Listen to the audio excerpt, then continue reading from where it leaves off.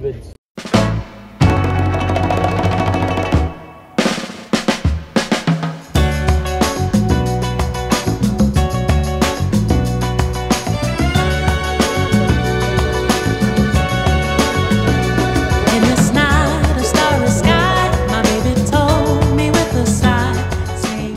Mission of M-Bison, yan, angas, to bring 1,000 jobs to disciples and to reach out non-disciples towards Christ.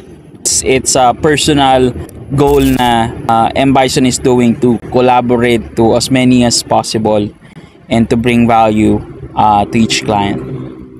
And vision, have establishment buildings that will honor God, basically.